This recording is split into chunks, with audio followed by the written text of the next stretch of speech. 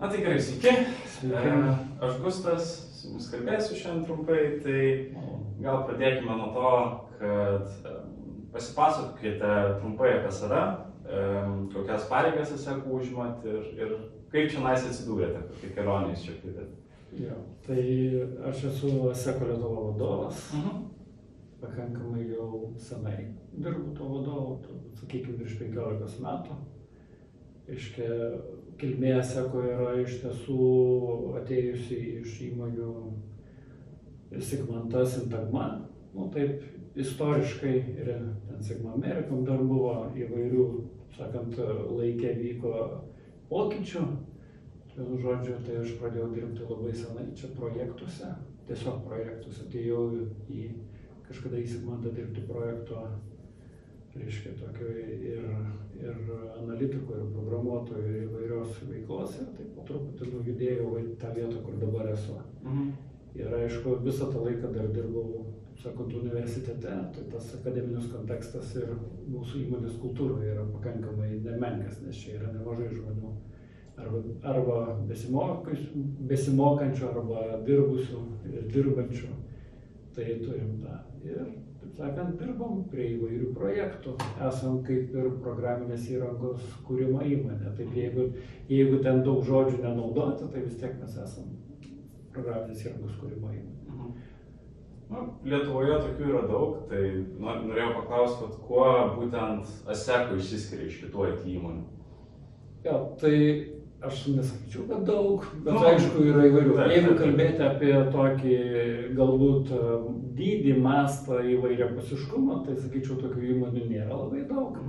Bet mes vis tiek išsiskiriame tuo, kad esam potencialiai pakankamai dideli, Lietuvos, aišku, masteliais žiūrint, kad galėtumėm daryti įvairius darbus. Ir nuo, taip sakant, nuo pat pradžios iki pabaigos, ta prasme tiek, taip sakant, nuo idėjos apie tai, kokią sistemą galėtų atsirasti iki jos eksploatacijos. Ir turime pakankamai nemažai įvairių diversifikuotų sričių. Tai yra, mes dirbame, ta mūsų projektų įvairovė tiek dalykinė prasme, tiek technologinė prasme yra gana skirtinga. Tai dėl to mes sakom, kad iš tikrųjų mes esame įdomus tiems, kurie nori išbandyti daug dalykų. Ateiti, galbūt dirbti testuotojų, po to tapti programuotojų, arba dirbti analitiku ar architektų. Tai prasme, visą tai iš tiesų galima pasiekti. Reiškia, ir įvairiuose srityse, jeigu kažkas ten, tu dirbsi daugiau su švietimu ir tau nusibodo, tu galėsi dirbti su kultūra. Jeigu tau nusibodo viešasis sektorius, tu galėsi žiūrėti, gal padirbti su draudimu. Reiškia, tai yra ta įvairovė įvairios veiklos, jinai yra, mano vertinimu, aišku, yra smagi. Tai mes galim tą pasiūlyti, taip sakant, ateiti, darbuotis įvairiai, įgyti įvairios patirties, užaugti ir galvoti, ką čia toliau nuveikus.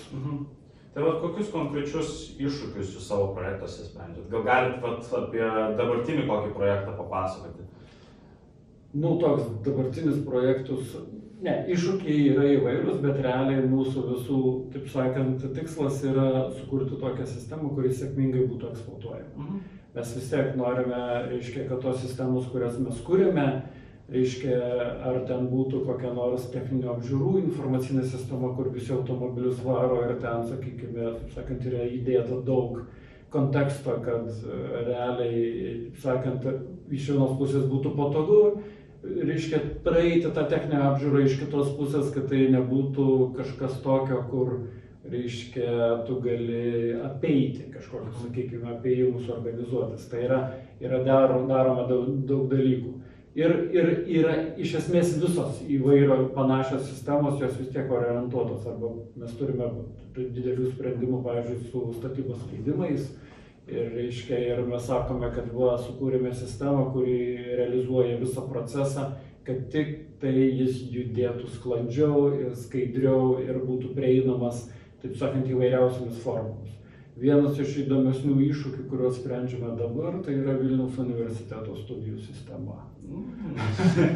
Tai mes esame tie, kurie, kaip čia turėtume per artimiausius porą metų pakeisti, prisidėti stipriai ir daug su partneriais, žinoma, kad pakeistume dabartinę Vilniaus universiteto studijų sistemą į kažką naują.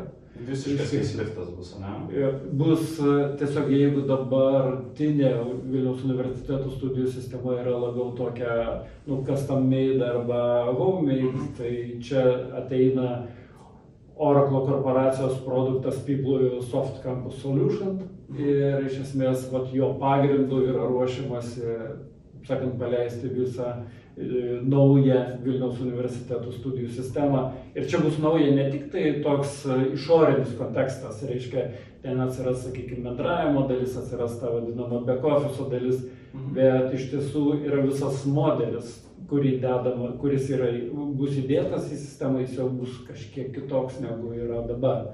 Kokiamis technologijomis šiandieną dirbate ir ar dažnai jos keičiasi? Jo, tai reikėtų pasakyti taip, kad istoriškai taip yra, kad mes buvome ir esame labiau orientuoti į tokį multiplatforminį kontekstą, tai todėl mūsų vyraujanti technologija yra Java ir viskas, kas su tuo susiję, bet turime tam tikrą dalį projektų ir tam tikrą dalį žmonių, kurie dirba su Microsoft technologija, nes mes jas vis tiek istoriškai laikom labiau uždaresnėmis.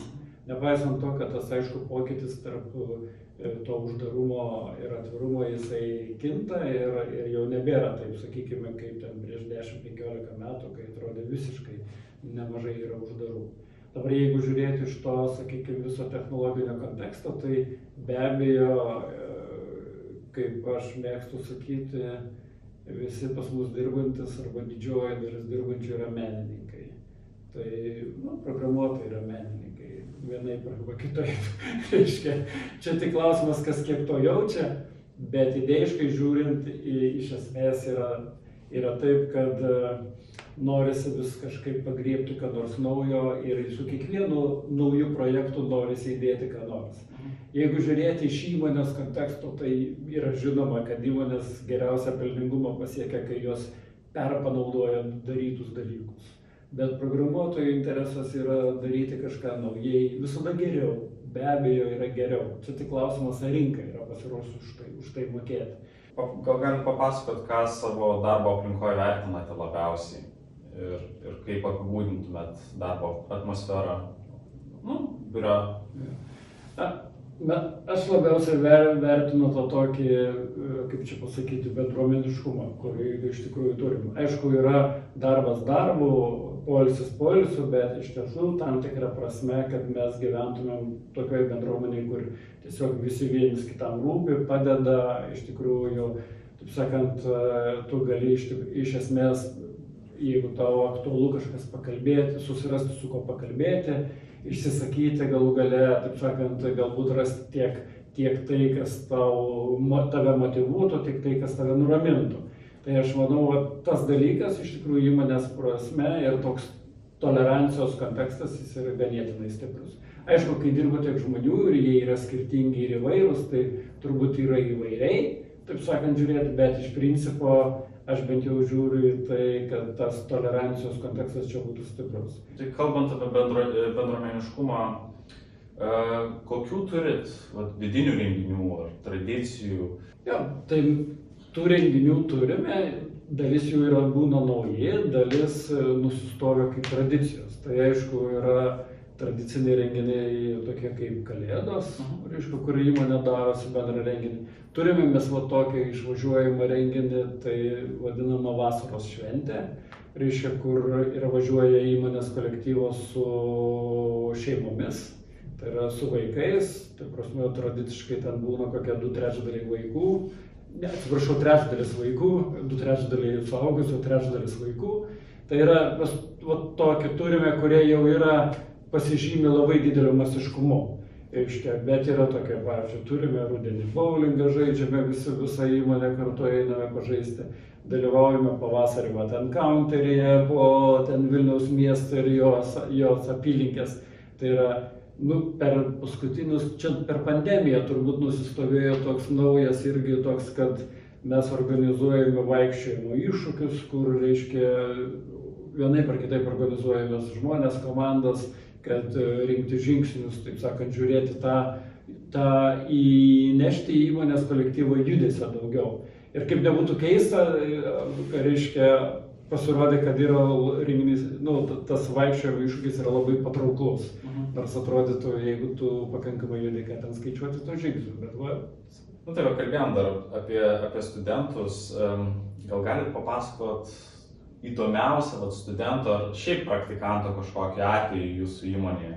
Gal jis pasiliko jau 10 metų pas jus dirba, ar kažkaip labai labai įdomiai išskrido iš jūsų įmonės, žodžiu. Ne, bet aš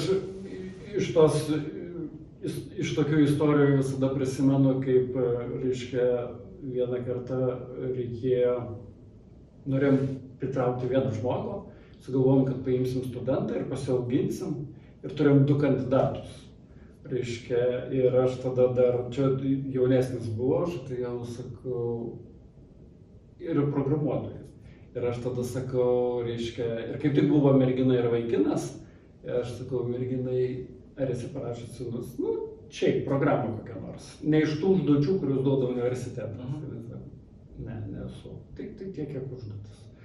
O vaikinui sakau, ir jisai ten privardino, parodė, ir aš tada komandai sakau, tai imam vaikiną, nes jisai jau turi kažkokių įgūdžių, praktikos ir panašiai.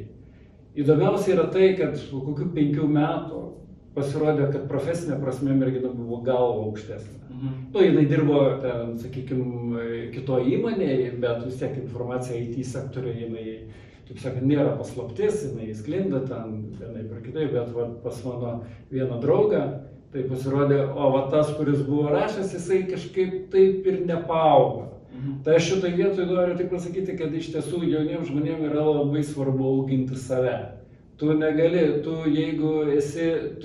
susivesti vien į tai, kad tu greitai rašai kodą.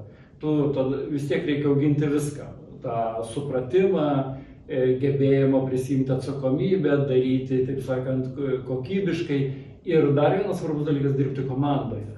Tai yra, tu gali individualiai būti labai produktyvus, bet pasirodys, kad komandoje tas produktyvumas, nedera. Ir mes esame turėję įvairių tokių dalykų ir šitoj vietoj, sakyčiau taip, aš už tai žiūriu, kad vienas dalykas yra tai, ką moko universitetas, ką profesinė prasme tu įgyji, o antras dalykas yra darbas arba gyvenimas kolektyve, darbas bendras, kur tada jau įsijungia ne tik profesiniai dalykai, bet įsijungia ir visi tie tokie, gyvenimiškiai ir brandos dalykai. Ta prasme, kurios tu atsineši jau ne tik iš universiteto, tu juos universitete stiprini, bet tu jau ir iš mokyklos, sakykime, iš galų galiai iš šeimos, iš kažkokios bendruomenės, kurioje užaugai, tu visą tą galų galiai iš perskaitytų knygų. Reiškia, tai visą tą tu atneši ir todėl tas, sakyčiau, karjerą geriausiai daro tie, kurie turi tą tokį gebėjimą akumuliuoti visas tas žinias iš įvairių savo gyvenimo tarpsnių į savo tokią brandą ir ją skleisti.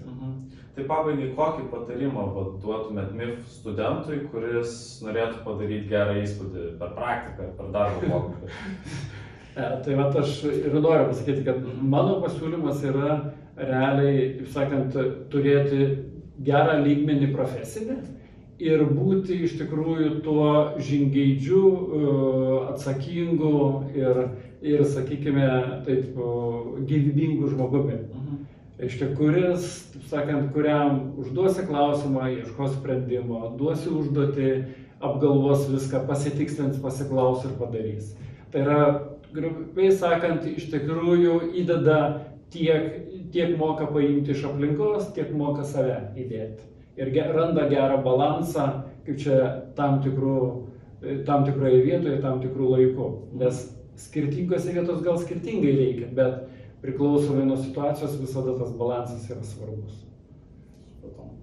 Ačiū Jums labai. Dėkui. Už puikų pokalbį.